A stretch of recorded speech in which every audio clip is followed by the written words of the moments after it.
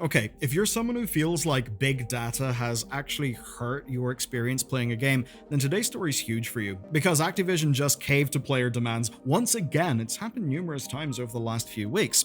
And what they've done is they've overnight reversed their course. And after years of telling people they could not give them what they wanted, with an end to skill-based matchmaking, they have now done just that. But not only that, they're also bringing back persistent lobbies. And this comes weeks after they promised changes to the very cringy cosmetics that had infested the game, which itself was kinda huge. I don't know about you, but across so many games, I'm goddamn sick of the just Fortniteification and slopification of everything. And what we see here is their most dedicated fans getting exactly what they wanted, even if Activision's own data says that this will have significant and very, very bad long-term consequences. Yeah, they actually released a big old white paper in this, and per their own research, this is going to hurt them massively. But, well, they've obviously done this for a reason, haven't they? But there's a not so funny thing hanging over all of this, and it's the simple fact that video game spending is actually falling, but subscriptions are rising. We've seen that in analyst reports, and too often,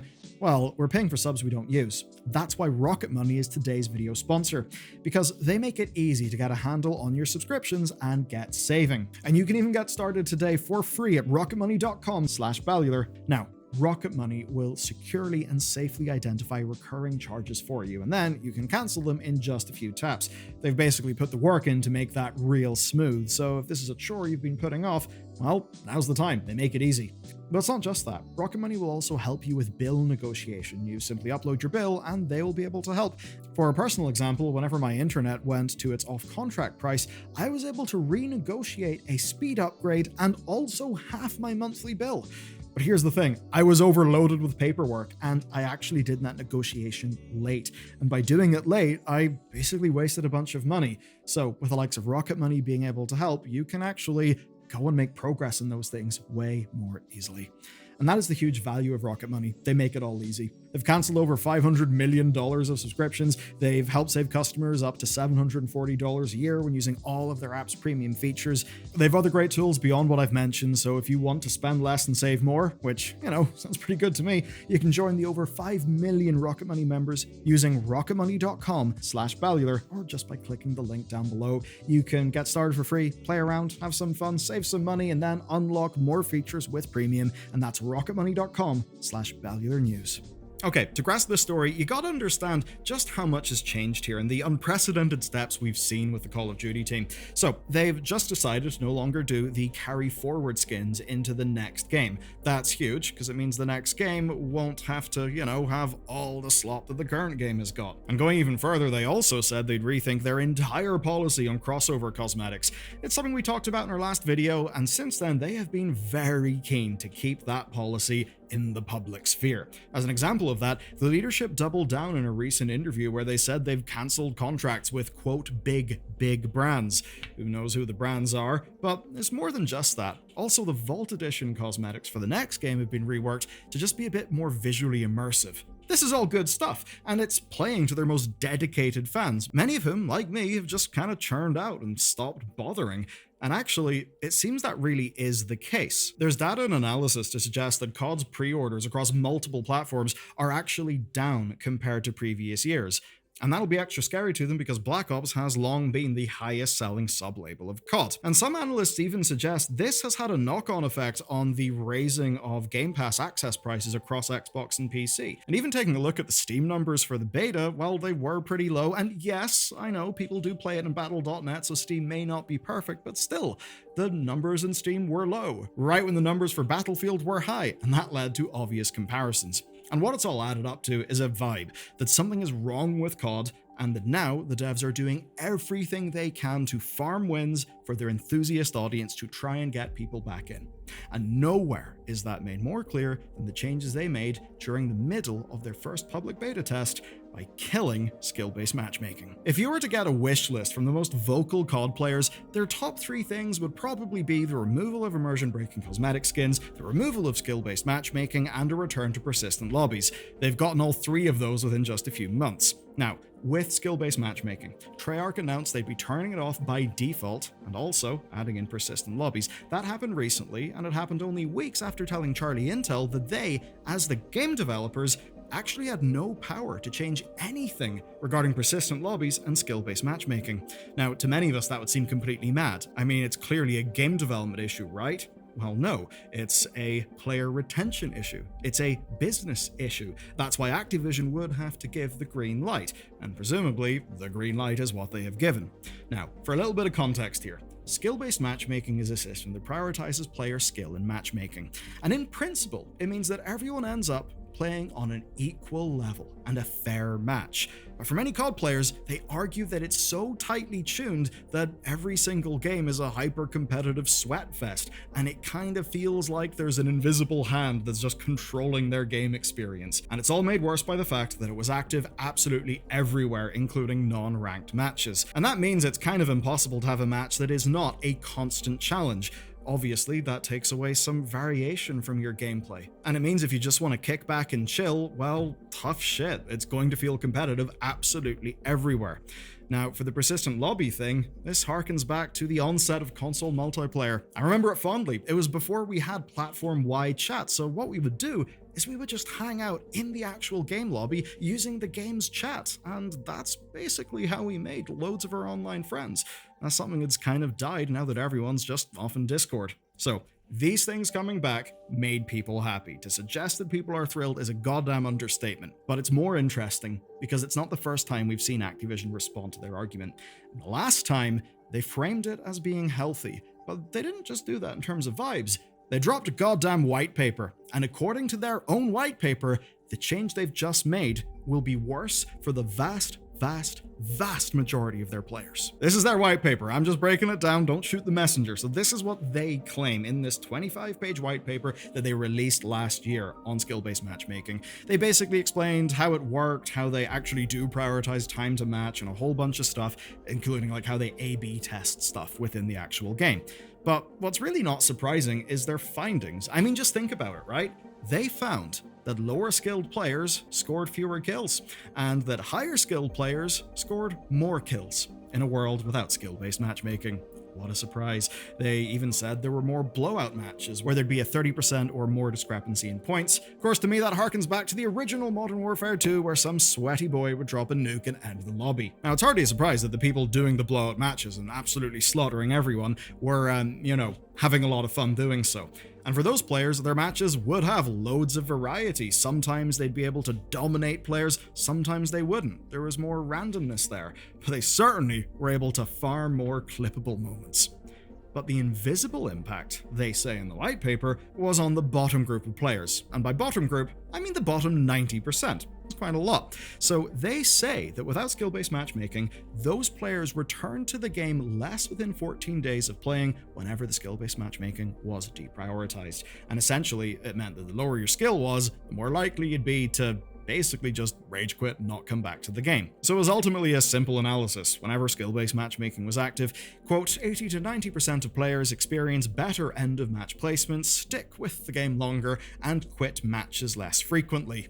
All of those things would certainly look to be good things in the data. And they have a compelling argument for the long term, that the weakest players would keep on leaving whenever skill wasn't prioritized, which would then lower the overall population of the game. That would then mean that the middle-ranked players would become the new group of weakest players who would also get stomped, and then would also end up leaving, and that ultimately it would cause a feedback loop that would shrink the player base. So, what I've just went through was their justification for keeping skill-based matchmaking in spite of years of player feedback. Of course, until now. Here's how it went down. Treyarch ran a weekend playlist with, quote, minimal skill consideration during the Blop 7 beta. And whatever data they got back from that test was enough to allow them to ignore all the data they had previously. So now we gotta work out why the hell they've done this. Obviously, it's not just SBMM, there's also persistent lobbies, and they were not tested during the beta, so they wouldn't have had any impact on whatever data they got. Now, their return was completely unexpected. And to me, that suggests it was a completely PR-driven move, following up on the demands from players, like, say, the stuff that Charlie Intel would regularly ask in interviews. Essentially, Activision could be seen as giving players exactly what they've been asking for, and, reducing the friction to coming back to the game. And of course, the perception is that loads of players may not have been that interested in coming back without these PR wins, the soft pre-orders and such.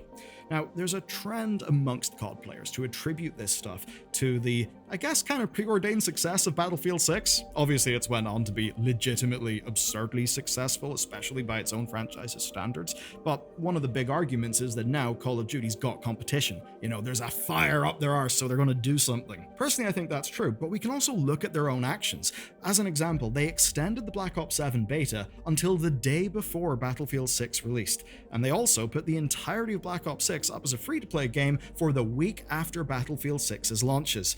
And even the news of removing skill-based matchmaking and persistent lobby stuff, that happened an hour before the Battlefield 6 review and content embargo. So they just wanted to saturate the info space with positive news about them before their competitors' wave of press. So yeah, they're absolutely fighting a battle on all fronts, but it's actually not as simple as you may first think, and it does loop in with skill-based matchmaking in a fairly big way. So we see that Battlefield players are interested in buying COD way more than COD players are interested in buying Battlefield. And that does make sense to me. There's way more COD players, and I mean, as someone who has traditionally been kind of interested in both, yeah, I have a soft spot for tactical bullshit. That's why COD 4 Modern Warfare was appealing. It's why Battlefield 2 was appealing to me back in the day. So obviously, yeah, I'm the kind of person that they're targeting here. And I'm also very much not the person who, you know, is in a low-skill lobby full of slop skins that are brand collabs. I have no interest in that. Obviously, though, that's loads of COD players, and they're probably not that interested in Battlefield 6. And when we take a look at this data, we see Battlefield 6 purchase intenders are 79% male, almost half are between 18 and 34, 55% in PC, and 56% also intend to buy Black Ops 7. So, from this, we can actually learn something. They are playing to the most enthusiastic people. They are playing to the people who would be looking at Black Ops 7 and looking at Battlefield 6. Or in other words, they're playing to the 10% of people who were negatively impacted by skill-based matchmaking. So now what we need to do is see if this data holds, because now that these changes have been made, they cannot go back without absolutely embarrassing themselves. Here's what I think their gambit is. Do everything they can right now for the enthusiast people to come back, pre-order, and do all of that stuff. I then think for that big 90% of people who apparently have a better time with skill-based matchmaking, but maybe they don't, we can't always trust data, honestly, maybe for those people, they're just kind of assuming those people aren't that hooked into the news, but might see some positive buzz. This is a big gambit, doubling down, playing to the base, the absolute enthusiasts. But you know what? They're doing that right now because all of their incentives point towards them doing that right now. Again, we've seen the analyst suggestions of soft pre-orders and, you know, bad numbers, right? But they could always tweak some things over time. They could always shift back and doing a little bit of a soft betrayal of all of this current marketing that they're doing. Or maybe they've just realized that for their brand to have staying power for the next 20 years, they should probably care about the people who care about said brand the most, instead of always playing to the lowest common denominator. It's probably something like that. But what I do know is that with all of this, they have now set expectations. The question is going to be, will they hold? Will they see initially bad data? And when they do, will they blink? Certainly if they do, I'll be here with popcorn because it would be really goddamn funny. But then again, whatever happened to that open beta clearly showed some good data. Maybe there are things that were not captured in their initial white paper. Maybe there are some people who feel like they can actually climb up the ladder through that randomness. Maybe it creates more enthusiast players. Right now, we don't just know. But what I do know is Call of Duty was one of the big reasons why Microsoft gobbled up Activision Blizzard. Anything that happens to Call of Duty will be fairly existential to Xbox. I mean, we've even had suggestions that it's driven some of the Game Pass stuff. So unfortunately, even if you're not a Call of Duty player, in a way, you almost need Call of Duty to do well with the normies. Because if it doesn't, well, the hammer will fall on the games that we like and the teams that we like. And perhaps that's the big lesson of this whole escapade, that essentially consolidation in the games market has got to the point where a bad Call of Duty can be an existential threat to far more than just Call of Duty. And on the topic, do you know what's an existential threat to a company? Cocking up your GTA killing game so much that just shy of 100 staff have done a big open letter against you. It is quite the story, bit of a hilarious shit show, pretty bad for the people involved, and you can learn all about it in this video next.